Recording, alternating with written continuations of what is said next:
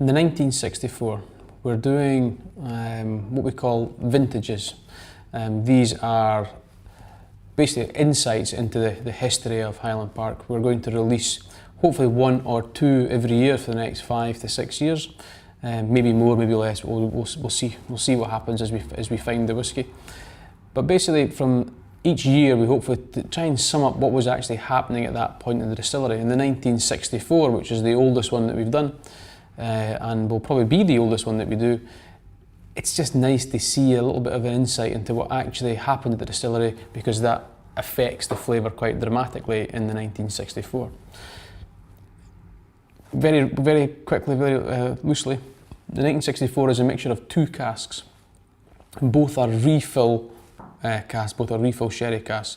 These are not first fill sherry casks, but they have spent a long time in the wood, as you can see, because the colour comes right the way through this. And it's bottled again at its natural strength, which is 42.2% alcohol. Now, the big difference comes towards the end, but bear with me. Colour-wise, very dark, as you would expect for something of that age. If you turn it 45 degrees and spin it all the way around, the tears and legs are nice and fat, but that's because we know it's at 42.2, but they take an age. I mean, we could probably wait here for a very long time before any of that begins to appear. Yeah, but that's just beginning to come down now. And then, this is where the big difference comes. When you smell the 1964, you get a big whoosh of smoke, a big whoosh of peat straight up your nose. Not a big smoky flavour like you would with the classic Islay whiskies, but it's Highland Park smoke, but just stronger. It's just on steroids, basically. The reason for that is, and it's a simple one, to be honest. If you go back 40 years in time, and you think about what was happening at the distillery, or anywhere else for that matter, we didn't have the controls at the distillery that we do now. So 40 years ago, we were basically making whisky for blenders. 95%, if not more of that, of what we made was sold to blenders. So we had a specification to match. So we created the same whisky day after day after day, and then sold it for blending.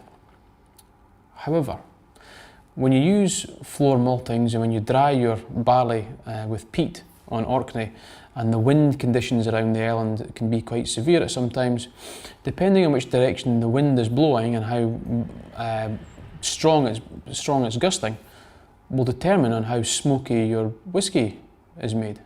So for example, if you're on the top of the pagoda roof just now, and the wind blows, the wind as it blows through the pagoda roof sucks smoke up through the bed of the peat, through the bed of the barley, and that is taken outside. So your barley is less peated.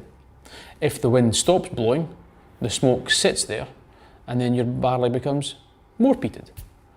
Well, in 1964, one of the very few days that it happened, the wind didn't blow. So the smoky barley became even more smoked. Now, because we are a blender at that time, that's not our specification, so we don't sell it. So we can't sell it. So what we do is we put it into sherry casks and we leave it and see what happens. And it's 40 years later when the sweetness of the casks catches up with the smokiness of the peat, and then you have the balance is restored. So the 64 is a big smoky whisky for Highland Park standards because the wind didn't blow. It's as simple as that. So when we nose it, the smoke jumps straight up your nose. It's more things like camphor and clove, big strong peat note right the way through it. But the sweetness from the wood is still singing right the way through this. There is no over oaked, there's no musty notes, there's no sulphury notes, nothing like that at all. It's just wonderfully fresh. And then you taste it. Cheers.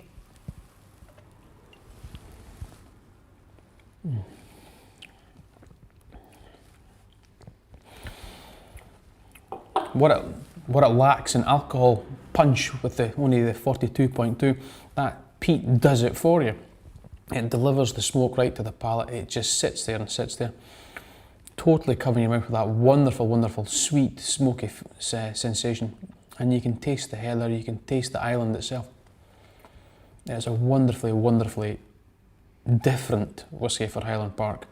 And for those of you who ever get a chance to taste it, it's an absolute joy to behold, and for those of you who can't, it's basically like the 40-year-old but stronger.